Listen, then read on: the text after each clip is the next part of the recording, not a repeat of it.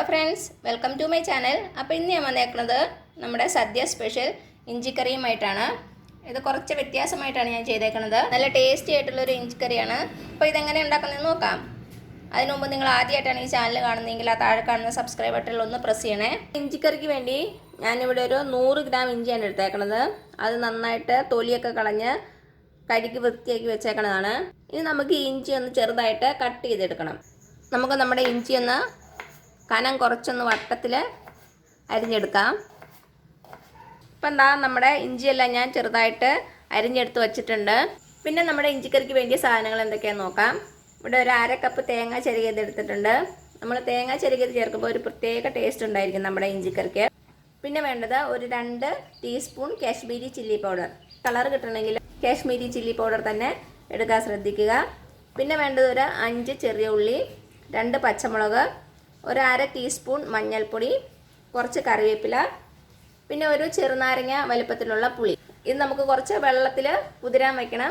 നമ്മുടെ ഇഞ്ചിയും തേങ്ങയൊക്കെ വറുത്തെടുക്കുമ്പോഴേക്കും നന്നായിട്ട് പുളി കുതിർന്നിട്ടുണ്ടാവും. എന്നിട്ട് നമുക്ക് നമ്മുടെ പുളി പിഴിഞ്ഞെടുക്കണം. പിന്നെ വേണ്ടത് കുറച്ച് ശർക്കരയാണ്. ശർക്കര നിങ്ങളുടെ മധുരത്തിനനുസരിച്ച് എടുത്തോണേ. ഞാനിവിടെ 1 ടേബിൾ സ്പൂണോളാണ് ചേർക്കാൻ ഉദ്ദേശിക്കുന്നത്. അപ്പോൾ നമ്മൾ ചെക്ക് ചെയ്ത് നോക്കുമ്പോൾ മധുരം കുറവാണെങ്കിൽ കുറച്ചുകൂടി ചേർത്താൽ മതി. അപ്പോൾ ഇത്രയാണ് നമ്മുടെ ഇഞ്ചിക്കറിക്കുള്ള സാധനങ്ങൾ. ഇനി നമുക്ക് ഇഞ്ചി വറുത്തെടുക്കണം. നമ്മുടെ തേങ്ങയൊക്കെ ഒന്ന് വറുത്തെടുക്കണം. ഇനി നമുക്ക് നമ്മുടെ ഇഞ്ചി ഒന്ന് ചതച്ചെടുക്കണം. എന്നിട്ട് അതിൻ്റെ നീരെടുത്ത് മാറ്റി വയ്ക്കണം. അപ്പോൾ തന്നെ നമ്മൾ ഇഞ്ചി വറുക്കുമ്പോൾ നല്ല ഈസി ആയിട്ട് പെട്ടെന്ന് വറുത്തെടുക്കാൻ പറ്റുള്ളൂ.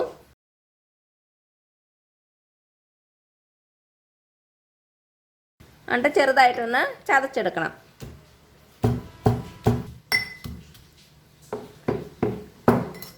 ഇപ്പം എന്താ നമ്മുടെ ഇഞ്ചിയൊക്കെ ഒന്ന് നന്നായിട്ട് ചതഞ്ഞ് വന്നിട്ടുണ്ട്. ഇത് നമുക്ക് ഒരു പാത്രത്തിലേക്ക് മാറ്റാം. ഇനി ബാക്കി ഇഞ്ചി ഇതുപോലെ തന്നെ നമുക്ക് ചതച്ചെടുക്കണം.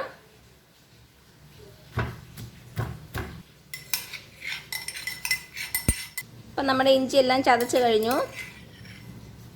ഇനി നമുക്കിത് നന്നായിട്ടൊന്ന് പിഴിഞ്ഞ് നമ്മുടെ ഇഞ്ചിയുടെ നീരൊന്ന് മാറ്റി വയ്ക്കണം. അപ്പോൾ തന്നെ നമുക്ക് നന്നായിട്ട് ഫ്രൈ ചെയ്യാൻ പറ്റുള്ളൂ. അല്ലെങ്കിൽ കുറച്ച് താമസം എടുക്കും. ഈ നീര് കളയണ്ട കേട്ടോ. നമുക്കിത് നമ്മുടെ ഇഞ്ചിക്കറിയിലേക്ക് തന്നെ ഒഴിക്കാനുള്ളതാണ്. ഇതാ നമുക്ക് ഇത്ര നീര് കിട്ടിയിട്ടുണ്ട്. ഇത് നമുക്ക് മാറ്റി വയ്ക്കാം.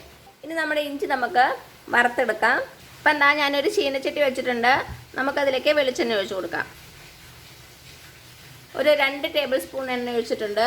ഇനി ഇത് നന്നായിട്ടൊന്ന് ചൂടായിട്ട് വരട്ടെ.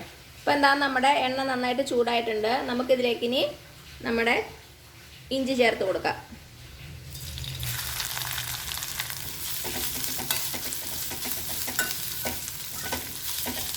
ഇനി നമ്മുടെ ഇഞ്ചി ഒന്ന് ഗോൾഡൻ കളറാവുന്ന വരെ നമുക്കൊന്ന് വറുത്തെടുക്കണം. തീ ഒരു മീഡിയം ഫ്ലെയിമിൽ വെച്ചാൽ മതി.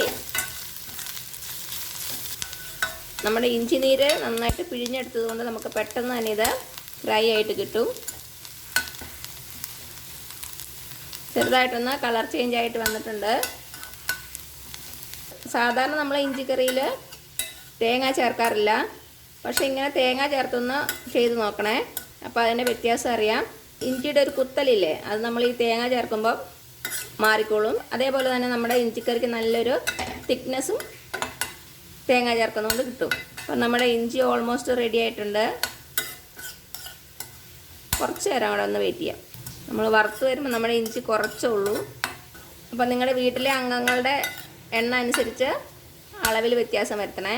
പിന്നെ ഇത് തൊട്ടുകൂട്ടണ കറിയായ കാരണം ഒത്തിരി ആവശ്യമില്ല. എന്നാലും സദ്യയിലെ ഒരു മെയിൻ ആളാണ് നമ്മുടെ ഇഞ്ചിക്കറി. ടേസ്റ്റ് മാത്രമല്ല, നല്ല ഗുണങ്ങളും ഉണ്ട് നമ്മുടെ ഇഞ്ചിക്കറിക്ക്. അപ്പം നമ്മുടെ ഇഞ്ചി നന്നായിട്ട് ഫ്രൈ ആയിട്ട് വന്നിട്ടുണ്ട്. ഇനി നമുക്കിത് ഒരു പാത്രത്തിലേക്ക് മാറ്റാം. അപ്പം നമ്മുടെ സെയിം പാത്രത്തിലേക്ക് തന്നെ നമുക്ക് കുറച്ചുകൂടി എണ്ണ ഒഴിച്ചിട്ട് നമ്മുടെ തേങ്ങ ഒന്ന് വറുത്തെടുക്കണം. നമ്മുടെ തേങ്ങ നന്നായിട്ടൊന്ന് ബ്രൗൺ കളർ ആവുന്ന വരെ നമുക്ക് ഫ്രൈ ചെയ്യണം. നന്നായിട്ട് മൂത്ത തേങ്ങ എടുക്കാൻ ശ്രദ്ധിക്കണേ.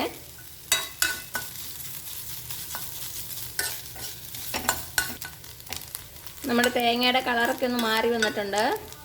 ഇനി കുറച്ചുകൂടി ഒന്ന് വെയിറ്റ് ചെയ്യാം. നമ്മൾ എണ്ണ ഒഴിച്ച കാരണം പെട്ടെന്ന് അങ്ങ് ഫ്രൈ ആകും. കണ്ടോ, പെട്ടെന്നായി നമ്മുടെ തേങ്ങ. ഇതായപ്പോൾ നമ്മുടെ തേങ്ങ റെഡി ആയിട്ടുണ്ട്. ഇനി തീ നന്നായിട്ട് സിമ്മിൽ വയ്ക്കുക. സിമ്മിൽ വച്ചതിന് ശേഷം നമുക്ക് നമ്മുടെ പൊടികളൊക്കെ ചേർത്ത് കൊടുക്കാം. 1/2 ടീസ്പൂൺ മഞ്ഞൾപ്പൊടി, 2 ടീസ്പൂൺ കാശ്മീരി ചില്ലി പൗഡർ.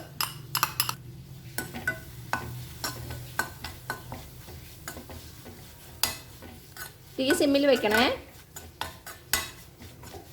നമ്മുടെ മുളക് പൊടിയുടെയും മഞ്ഞൾപ്പൊടിയുടെയും ഒന്ന് പച്ച കുത്തുണ്ടല്ലോ, അത് മാറണ വരെ നമുക്ക് ജസ്റ്റ് ഒന്ന് ഫ്രൈ ചെയ്താൽ മതി. നമുക്ക് തീ ഓഫ് ചെയ്യാം.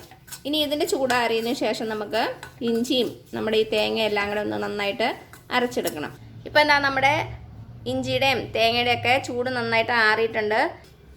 ഇനി ഒരു മിക്സി ബൗൾ എടുക്കുക. നമുക്ക് നമ്മുടെ ഇഞ്ചിയും നമ്മുടെ തേങ്ങയും എല്ലാം കൂടെ ഒന്ന് അരച്ചെടുക്കണം. നന്നായിട്ട് ഫൈനായിട്ട് അങ്ങ് അരയരുത്, ഒന്ന് ചെറുതായിട്ട് ക്രഷ് ചെയ്തെടുത്താൽ മതി. ഒന്നിച്ച് തന്നെ ഇടാം. നമുക്ക് വെള്ളമൊന്നും ഒഴിക്കരുതേ. അപ്പോൾ ഞാനിതൊന്ന് നന്നായിട്ട് ക്രഷ് ചെയ്തിട്ട് വരാം. ഇതാ നമ്മുടെ ഇഞ്ചിയുടെയും തേങ്ങയുടെയും മിക്സ് നന്നായിട്ട് ആയിട്ടുണ്ട്. ഒത്തിരി അങ്ങ് അരഞ്ഞു പോയിട്ടില്ല. ഈ ഒരു പരുവത്തിൽ നമുക്ക് എടുക്കണം. അപ്പം നമ്മൾ ക്രഷ് ചെയ്തുകൊണ്ട് വന്ന മിക്സ് നമുക്ക് ഒരു ചീനച്ചട്ടിയിലേക്ക് ഇട്ട് കൊടുക്കാം. ഇനി ഇതിലേക്ക് നമ്മൾ നേരത്തെ എടുത്ത് വെച്ചില്ലേ നാരങ്ങ വലിപ്പത്തിലുള്ള പുളി, അത് ഒരു 1/2 ഗ്ലാസ് വെള്ളത്തിൽ നന്നായിട്ട് കുതിർന്നതിന് ശേഷം പിഴിഞ്ഞ് വെച്ചേക്കുന്നതാണ്. ഇനി നമുക്ക് നമ്മുടെ ഇഞ്ചി മിക്സിലേക്ക് നമ്മുടെ പുളി ചേർത്ത് കൊടുക്കാം.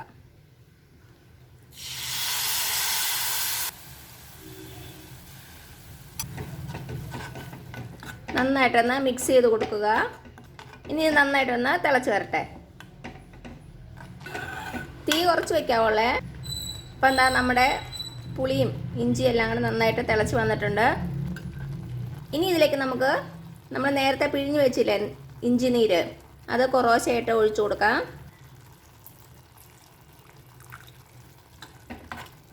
ഇഞ്ചിയുടെ പീസൊന്നും ഇല്ലാതെ എടുക്കണം കേട്ടോ. ഒന്ന് അരിച്ച് വേണമെങ്കിൽ എടുത്തോളൂ.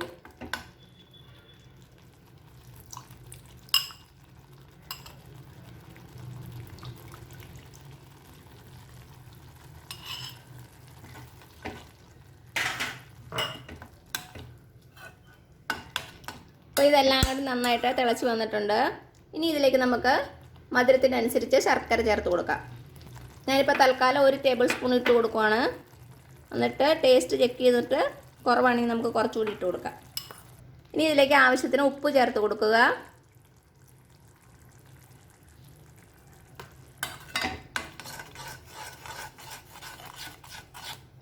ഉപ്പും പുളിയും മധുരമൊക്കെ ഒന്ന് ചെക്ക് ചെയ്ത് നോക്കുക. എനിക്കിപ്പോൾ ഇതെല്ലാം കറക്റ്റാണ്.